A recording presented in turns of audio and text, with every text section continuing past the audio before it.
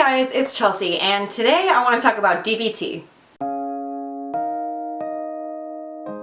So a while ago, one of the first videos I posted was about borderline personality disorder, which is one of the disorders that I am diagnosed with. And the treatment for borderline personality disorder is a little different. It's called DBT, also known as dialectic behavioral therapy, and today I want to do some education on what it is. It has been incredibly helpful to me, and I want to share a lot about it because I honestly believe that DBT should be taught in elementary schools everywhere. DBT has just helped me understand other people.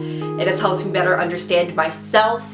It has helped me in a numerod of ways, but if I start talking about all of that, I won't get to the point of this video, which is just, I want to talk about what it is. What is DBT? I know I had never heard about DBT. Most of the time when people talk about therapy, they're probably referring to CBT, cognitive behavioral therapy, and that's sort of your stereotypical talk therapy. And the problem that I had with CBT was, it's a lot about analyzing your feelings, and so it brought up a lot of traumas. But then I had no way to deal or cope with those. So it was sort of like we opened up the Pandora's box of my brain, and then everything got out of the box, and then I was like, the fuck do I do? There's all this shit in that box, and now So, DBT, it stands for dialectic behavioral therapy. Dialectic refers to trying to find the truth between two opposing views. It's a lot about coming to terms with two opposite things being true and coexisting, and sort of finding peace and balance with that. So DBT was first developed back in the early 1990s by a woman named Dr. Marsha Linehan. Now, Dr. Marsha was studying mostly females, I think, who were participating in CBT, and it was incredibly ineffective.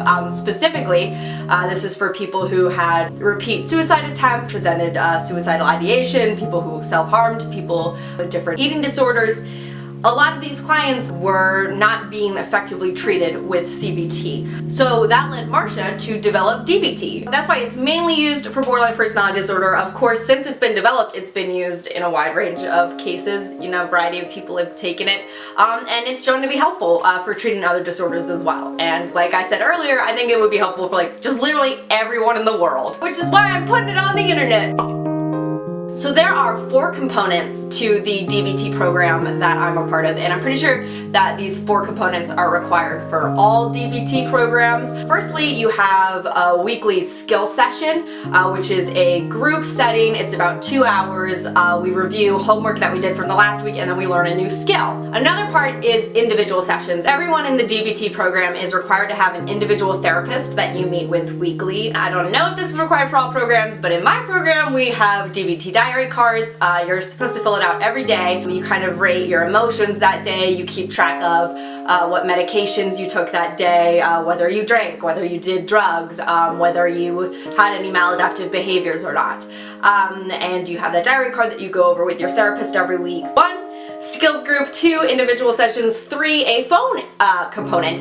A lot of regular therapists might not offer this sort of service, but as part of a DBT program, it's very important to have a phone option. I'm butchering this explanation. Basically, my therapist said I can call her anytime I'm having an emergency. I call in, and if the office is closed, then it goes through to a emergency helpline that is open 24/7. Finally, the 4th component of a DBT program is this sort of DBT consultation team. So although I specifically have a therapist, and there's 2 therapists that lead our skills group, there's another skills group led by 2 other therapists, and all of those therapists meet every week to work on the DBT program, to plan their lessons. They're all helping each other and learning, and they themselves are going through the program, sort of doing mindfulness exercises every time they meet, which is something that we do. We do mindfulness exercises every time a session begins.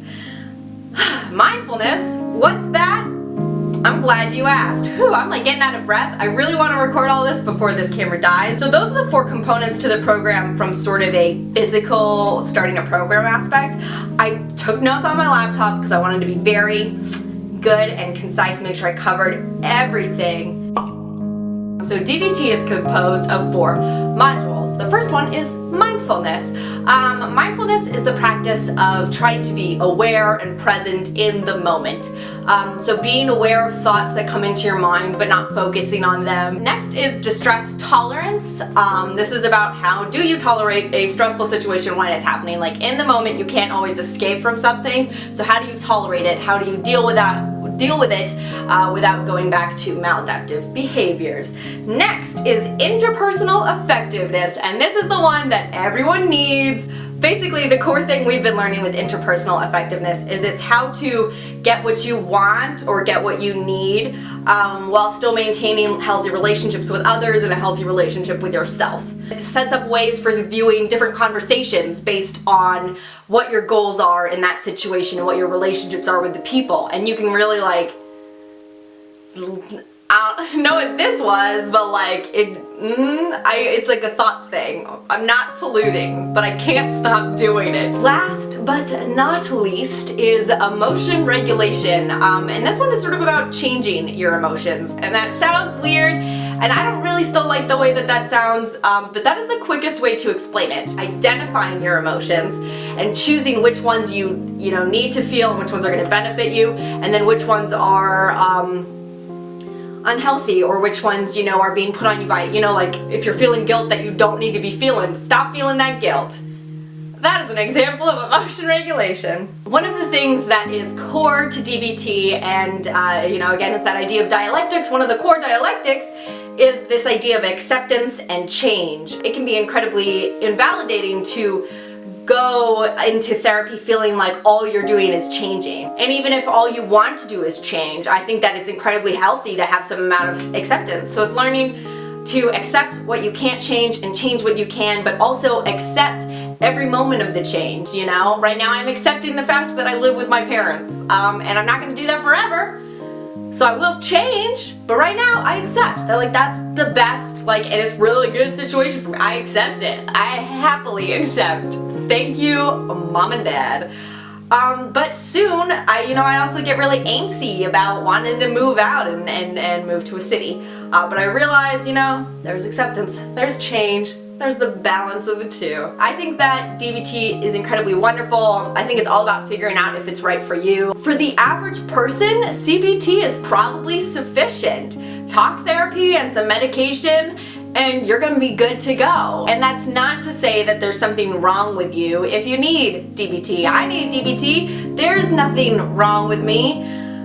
It's still hard to say, but I'm learning to say it because there isn't, Things happened in my life, things happened in my DNA, and here I am. And yeah, CBT didn't cut it for me, and that's okay. I needed a far more in-depth amount of help, and I'm getting it now, and it's the dopest fucking shit. It is dope as hell. So yes, I encourage you to investigate DBT if you think it might work for you. You don't even need to have borderline personality disorder, although that probably will make it easier for you to get in off the waiting list. We'll tell you that. Look up DBT therapists near you. There's even DBT groups online if you can't afford in-person therapy, or you can be like me and be like, I'll just buy the DBT manual and do it myself. And then guess where that is? I have no idea. It's a big book.